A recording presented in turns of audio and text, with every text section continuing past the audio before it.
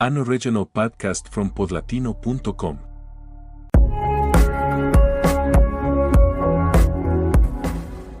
Madrid has a district called Getafe. Well, technically, Getafe is its own municipality south of the capital, but in practice, it forms part of that continuous urban sprawl that is the Madrid metropolitan area, one of the largest in Europe. It is a working-class zone of apartment blocks built in the 60s and 70s to house the waves of immigrants from Spain's interior who arrived in the capital looking for work, and later also those who came from further away, from North Africa, from Latin America, from Eastern European countries, from all the places in the world where life offered less than people deserved. In that working-class Madrid, in that Madrid of immigrants who built with their hands a substantial part of the modern city, Achraf Hakimi was born on the 4th of November 1998. His father, Hassan, had arrived from Morocco years earlier. He sold in the market, worked whatever he could find, supported his family with the quiet dignity of those who know that complaining changes nothing but effort does. His mother, Saida, cleaned houses. Other people's houses in a city that was also hers, even if it did not always seem that way. Achraf grew up in that Madrid with two identities that were not contradictory, but complementary, even if the world sometimes fails to understand them that way. He was from Madrid. He spoke Spanish without an accent, knew the city like the back of his hand, had neighborhood friends, went to school in Spain, watched Spanish football on weekends, and at the same time, he was Moroccan. At home they spoke Arabic and Darija, the Moroccan dialect. The traditions, the food, the music, the way of understanding family and community were those of his parents, the ones that came from the other side of the Mediterranean, the ones that Hassan and Saida had brought with them when they crossed the sea searching for a better future. That dual belonging, that capacity to be from two places at the same time without betraying either, is perhaps the most important characteristic of Achraf Hakimi's story, beyond any goal or any title. Because what came afterward was largely the consequence of that boy who learned very early that identity is not imposed from outside but chosen from within. Football arrived, as always in these stories, before anything else.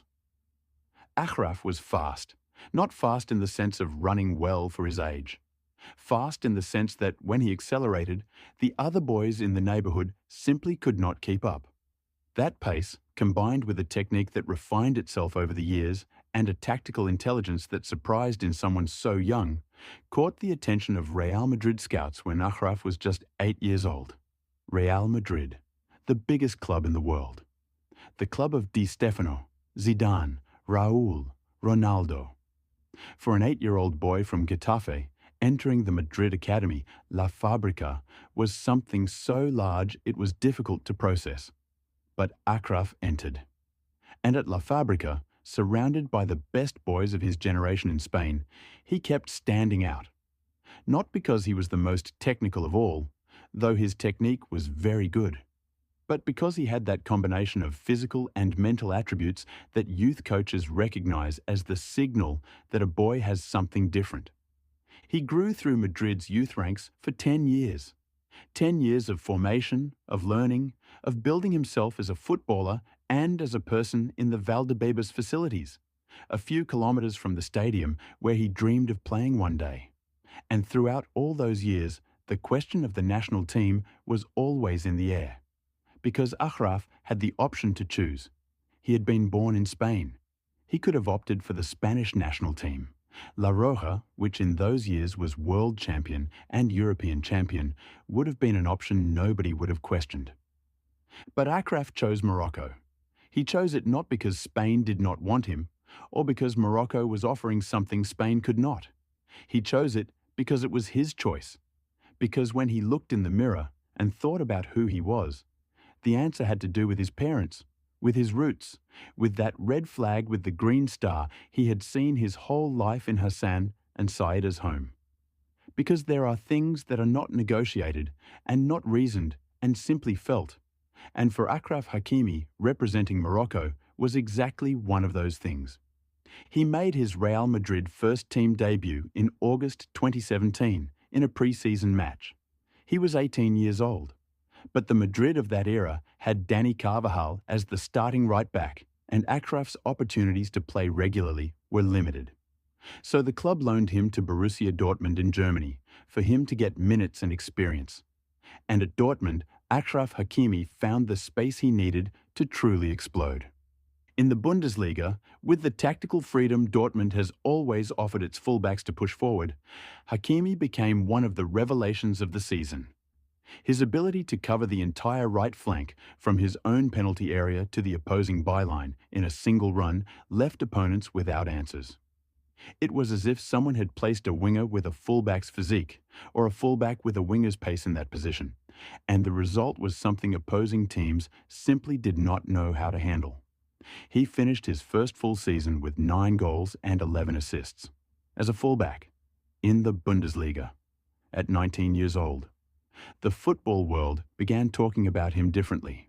He was no longer the young Madrid prospect.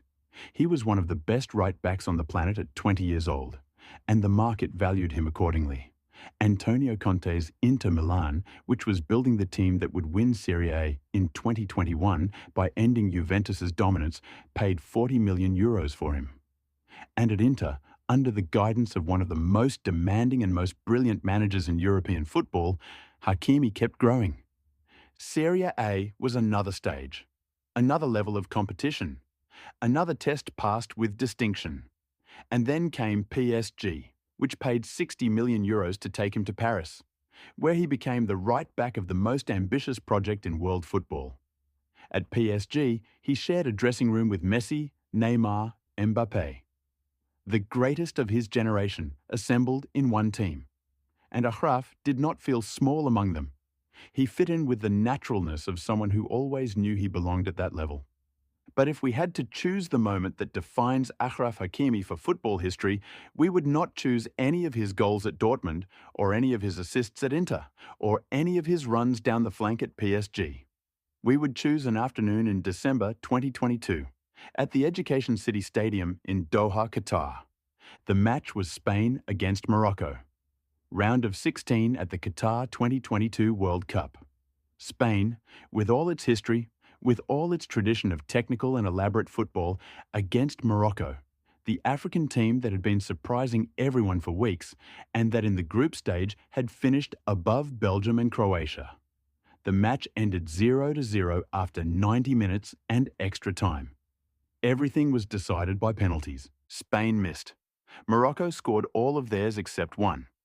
And the final penalty, the one that sealed Spain's elimination and Morocco's qualification for the quarterfinals, fell to Achraf Hakimi, a boy born in Madrid, trained at Real Madrid, with all of Spain watching him, facing the Spanish goalkeeper, with the entire history of that match, that tournament, that Moroccan squad that had never gone so far, concentrated in that moment. Hakimi took his run-up, and he executed a Panenka. One of the boldest actions that exists in football, chipping the penalty softly down the middle, trusting that the goalkeeper has already dived to one side.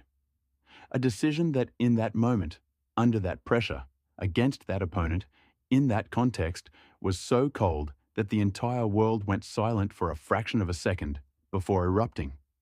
The ball went in. Spain were eliminated. Morocco were in the quarterfinals of a World Cup for the first time in history.